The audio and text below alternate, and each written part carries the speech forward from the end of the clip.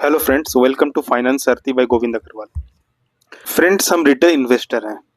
हम कुछ गलतियां ऐसी करते हैं जो चाहते हैं रिजल्ट उसके ठीक एगेंस्ट होता है या ऑपोजिट होता है। मैंने मार्केट में कुछ ट्रिक्स लगाया था मेरे एनालिसिस के हिसाब से। तो मुझे लगा था कि इस वजह से मुझे नियर अबाउट 40,000 to 50,000 का प्रॉफिट होना चाहिए। लेकिन एक गलती ऐसा हुआ जिसके वजह से मुझे -40,000 का फिगर देखना पड़ा। और मैं जब वो एक गलती का एनालिसिस करने गया तो मुझे टोटल मैंने पॉइंट आउट किया, टोटल 6 to 7 मिस्टेक्स ऐसे हैं जो कॉमनली सभी कोई करते हैं।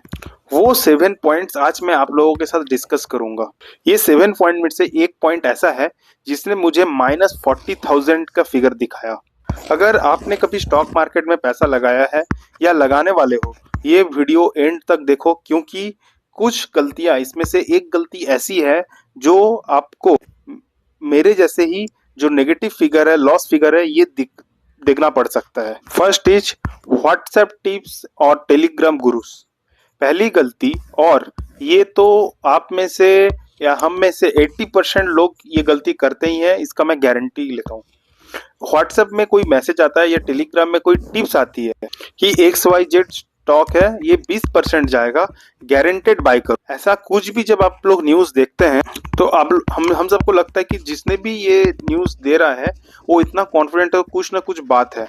लेकिन ये लोग कौन सा रिस्क ले रहे हैं, मीन्स जो ये टिप्स दे रहे हैं वो कौन सा ये रिस्क ले रहे हैं? वो तो आपको बोल रहे हैं, और हम में से बहुत जन ये रिस्क हम लोग अपने पैसे के ऊपर ले रहे हैं। तो अगर कोई स्टॉक बढ़ जाता है तो वो क्रेडिट ले लेते हैं, अगर गिरता है तो मार्केट पे डिसअपॉइंटमेंट का मार्केट का कोई रीजन दे देते हैं। एक मैं आपको रियल एग्जांपल देता हूँ।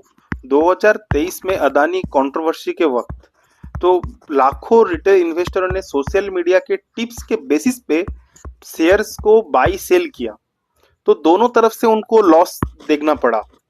लेकिन जो स्टॉक्स का फंडामेंटल बिजनेस का फंडामेंटल समझते थे, उन्होंने डीप में एवरेज किया और रिकवर हुआ, तो उनको कुछ अपना प्रॉफिट देखने मिला होगा। तो रूल क्या है? रूल एक ही है, कोई भी टिप देने वाला उसकी रिस्पॉन्सिबिलिटी नहीं लेता है, सिर्फ आप लेते हो। आपके पैसे की रिस्पॉन्सिबिलिटी आपके ऊपर है। तो इन्वेस्ट करो, आप जाओ जो समझते हो उस बेसिस पे इन्वेस्ट करो, not on the basis of tips. दूसरी गलती ये है, परफेक्ट बहुत कॉमन है, और ये इन्वेस्टर अपने आप को थोड़ा ज्यादा समझदार समझते हैं। उनको लगता है कि मैं इन्वेस्ट तब करूंगा जब मार्केट क्रैश करेगा, अभी तो शेयर बहुत एक्सपेंसिव लग रहा है। लेकिन उनको एक्सपेंसिव लगने का कोई लॉजिक नहीं है, अब फील आ रहा है उनको, फील। इमोशनल से कुछ बिजनेस नहीं चलते हैं, वो ये बात समझते ही नहीं है। इमोशन से कुछ नहीं होता है, इमोशन से आगे ना बिजनेस चलता है ना कुछ नहीं हो पाता है। तो आपको अपना इन्वेस्टमेंट जो SIP है वो आपको करते रहना पड़ेगा। जो सोचिए कोविड के टाइम में बोल रहे थे मार्केट खत्म, इसके बाद मार्केट और उठ ही नहीं सकता है। उस टाइम से निफ्टी था 10-12 हजार में, आज वो 22 हजार में निफ्टी चल रहा है। तो उन्होंने तो ये जो डबल 100% का रिटर्न है वो मिस कर दिया। 5-6 साल में 100% का रिटर्न उन्होंने मिस कर दिया। सोचो, जो 2008 में कितना बड़ा क्रैश आया था, ठीक है। 2008 में के मैं पीक में भी अगर पकड़ लूँ ना, उस टाइम पे भी अगर किसी ने 10,000 का SIP शुरू किया होगा निफ्टी 50 में, तो आज वो कॉर्पस 1.2 CR 1.5 CR बन जाएगा। तो फ्रेंड्स, SIP के थ्रू मार्केट में रहना इंपॉर्टेंट है। वक्त या टाइम कभी परफेक्ट कोई स्टॉक के लिए आप जज कर ही नहीं सकते हो। अगर बिजनेस का फंडामेंटल्स अच्छे हैं, अगर बिजनेस अच्छा है, तो उस पे आप एनालिसिस करके अपने सारे पैरामीटर्स को चेक करके उसमें आप इन्वेस्ट कर सकते हो, उसमें आप SIP शुरू कर सकते हो, निफ्टी 50 में SIP शुरू कर सकते हो। मतलब मैं आपको एक अच्छा कोट है, मुझे याद आया, वो मैं आपको बताऊं तो, time in the market beats timing the market. समझ रहे हो? ये लाइन अगर समझ जाओगे, ये लाइन को समझना, ये लाइन समझ जाओगे ना, तो आप समझ जाओगे कि भाई कोई परफेक्ट टाइम बोले कोई चीज होती नहीं है। शुरू करो, ऑटोमेटिक वो परफेक्ट टाइम में बदल जाती है। गलती नंबर 3, एवरेज डाउन ट्रैप। ये मेरा एक बहुत बड़ा, मैंने भी ये गलती की है, ये शेयर करना आपके साथ बहुत जरूरी है ही। 2021 के पैंडेमिक के टाइम में कुछ एडटेक चैनल्स या एडटेक सेक्टर में, ऑनलाइन एजुकेशन सेक्टर में बहुत ज्यादा बूम आया, ठीक है। तो कोई एक कंपनी XYZ कंपनी का शेयर मैंने खरीदा था। फिर वो शेयर मैंने खरीदा सोचिए 450 रुपये में। फिर वो शेयर 320 आया, मैं सोचा और ले लेता हूँ, एवरेज हो जाएगा। फिर वो 220 आया, एवरेज कर लूंगा, ले लेता हूँ। फिर 180 आया, फिर मैंने ले लिया, एवरेज कर लेता हूँ। फिर वो 90 पे आ गया और मैं पैनिक में निकल गया। इसमें मुझे 40,000 का लॉस फेस करना पड़ा सिर्फ एक शेयर में। क्यों पता है? क्योंकि मैंने इसका बिजनेस नहीं देखा, रेवेन्यू श्रिंक हो रहा था इसका वो नहीं देखा, मैनेजमेंट पे क्वेश्चन रेज हो रहे थे वो नहीं देखा, रेगुलेटरी कंप्लायंसेस फेल हो रहे थे ये मैंने इस साइंस मैंने इग्नोर कर दिया, देखा नहीं। तो ये एक ना दोस्तों साइकोलॉजिकली ट्रैप है। जितना ज्यादा पैसा पैसा डाल दो उतना ज्यादा लगता है कि निकलना नहीं चाहिए। और मतलब एक्चुअली में क्या पता है, हम एक क्या करते हैं ना, डूबती नौका में और भारी वेट रख रहे होते हैं कि भाई तू तैरेगा, वो नौका तैरेगा। सुजलॉन एनर्जी का आपको ध्यान होगा 400 से 8 रुपया आ गया है, लोगों ने एवरेज किए जा रहे हैं। और जो लोग पहले बिजनेस समझ के निकल गए, ठीक है, आप गलत शेयर पे पैसा लगा सकते हो, ये कोई ऐसा कोई नहीं है जिसने गलत शेयर पे पैसा नहीं लगाया होगा। इवन कि जो राकेश झुंझुनवाला सर थे, उन्होंने भी अपने टाइम पे उनके भी शेयर में कुछ शेयर ऐसे होंगे जो रेट उनको रिटर्न दिए होंगे। लेकिन इशू क्या है कि आपको वहां से निकल के वो पैसा को अच्छे जगह लगा के उसका अपॉर्चुनिटी लेना पड़ेगा। जो पैसे को आप सोचो कि एवरेज कर करके जो डूबती नौका पे और बोझ डाल के कोई फायदा है ही नहीं, वो नौका डूबने वाली है। इससे अच्छा अपना माल को उठाओ, निकालो और दूसरे स्टॉक पे लगाओ जो स्टॉक चलेगी।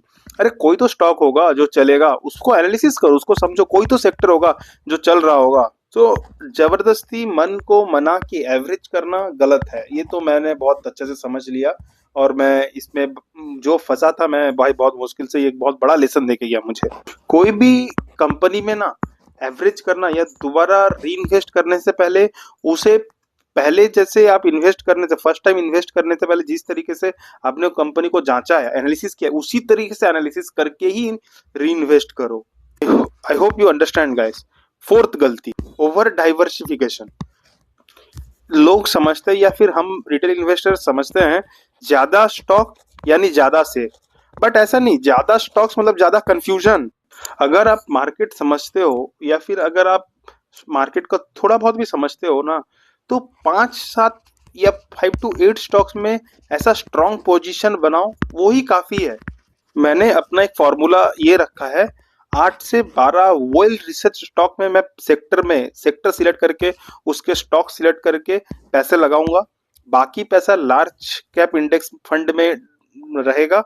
मुझे लगता है यही एक स्मार्ट डाइवर्सिफिकेशन हो सकता है। फिफ्थ गलती जो है, एफएनओ में सीधा जंप। बहुत सारे इंडिया में आज के दिन पे 11 करोड़ मतलब रिटेलर और सब इन्वेस्टर है। 11 करोड़ डीमेट अकाउंट है, ठीक है। उसमें से बताया जाता है जो भी रिटेल इन्वेस्टर एफएनओ में ट्रेड करते हैं, 93% एफएनओ रिटेल ट्रेडर पैसा गवाते हैं। और उनका एवरेज पैसा गवाना रहता है 50,000 के आसपास। Average loss trade per year उनका रहता है 50,000। मतलब टोटल देखा जाता है कि 1.85 लाख करोड़ रुपया लूज हुआ है इन 3 सालों में। 2023 में ये रिपोर्ट आई है। मैं सीधा आपको एक ही बात बताऊंगा, इक्विटी में इन्वेस्ट करो, इक्विटी को समझो, इक्विटी में रहो, इक्विटी को ही अपना माई बाप मान लो। रिटेल इन्वेस्टर लोगों के लिए एफएनओ है नहीं, इसको हटा दो। कोई भी अगर बोल रहा है एफएनओ में मैं इतना कमा रहा हूँ, मैं गारंटी दे रहा हूँ उसका पीएनएल पूरा साल का मंगा लेना। अगर प्रॉफिट दिख गया तो उसको धोख ले लेना उसका। 100 में से 99% होंगे, 95% होंगे कि उनका प्रॉफिट है ही नहीं, उनका लॉस ही है। एक दिन प्रॉफिट करते हैं और 4 दिनों पैसा गवाते हैं। तो एफएनओ से बच के रहना बहुत ज्यादा जरूरी है। सिक्स्थ जो गलती है एक रिटेल इन्वेस्टर की, इमरजेंसी फंड नहीं रखना। मार्च 2020 में मार्केट 38% का फॉल दिखा था 3 हफ्तों में 38% मार्केट गिरा था। उस टाइम पे जिसने इमरजेंसी फंड से भी, कुछ फंड से भी परचेस किया होगा उस टाइम पे शेयर, तो वो तो बाद में अच्छा खासा रिकवर किया है मार्केट और उन्होंने पैसा बनाया है। और जो इमरजेंसी फंड नहीं रखे थे जिसके वजह से उन्हें शेयर बेच के अपना फंड निकालना पड़ा, तो उनका तो लॉस फेस करना पड़ गया।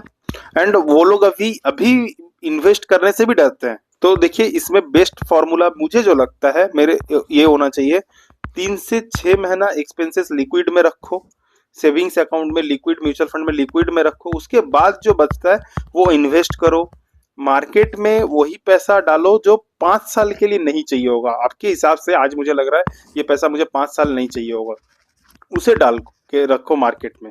मेरे आज के गलती के लिस्ट में 7वीं और आखिरी गलती मैं बोलूंगा, एंड ये गलती सबसे कॉमन है एंड सबसे हार्मफुल बिहेवियर दिखता है कि भाई न्यूज देखकर रिएक्ट करना, फोमो या पैनिक। न्यूज चैनल्स का काम है व्यूअरशिप बढ़ाना, आपको पैसा कमा के वो नहीं देंगे। तो जिस एक्सपर्ट ने आज बाई बोला है, कल वो सेल बोलेगा, दोनों टाइम ही वो देखिएगा कॉन्फिडेंट रहा होगा। आप एक चीज को याद रखिएगा, by the rumour cell the news. इसी कंसेप्ट में मेरे लास्ट वीडियो में मैंने बहुत डिटेल में डिस्कशन किया है, आप देखिएगा जरूर। कुछ इवेंट्स डे पे आप क्या करो ना, न्यूज को कंज्यूम करो अंडरस्टैंडिंग के लिए, उसी टाइम आप रिएक्ट या रिस्पॉन्ड बाई सेल नहीं करना है आपको। सो फ्रेंड्स, अपने में पेशेंस रखो, न्यूज देखकर रिएक्ट करने की जो गलती है ये मत करो, इस चीज से बचना सीखो। तो फ्रेंड्स, ये 7 गलतियां ऐसी है जो मैं जानता हूं फिर भी मुझसे गलती हो जाती है, और मैं आप लोगों के साथ इसलिए शेयर करता हूं क्योंकि इसमें से कोई आप भी कर रहे होंगे गलतियां या फिर करने वाले हो। आई होप कि आपको समझ आया होगा। देखिए, मार्केट एक क्लासरूम है, लेकिन इसका जो ट्यूशन फीस है ना, अगर बहुत महंगा पड़ सकता है आपको अगर आप रूल्स अच्छे से नहीं समझोगे तो। और एक चीज, चैनल को सब्सक्राइब कीजिए, बेल आइकन को हिट कीजिए। आपको किसी टॉपिक पे स्पेसिफिक वीडियोस चाहिए तो आप कमेंट बॉक्स में कमेंट कीजिए, जरूर उस पे हम लोग ध्यान देंगे। कमेंट कीजिए इन 7 गलतियों में से आपने कौन सी गलतियां की है, और आपको इसमें और कुछ जानना है तो। Thank you friends.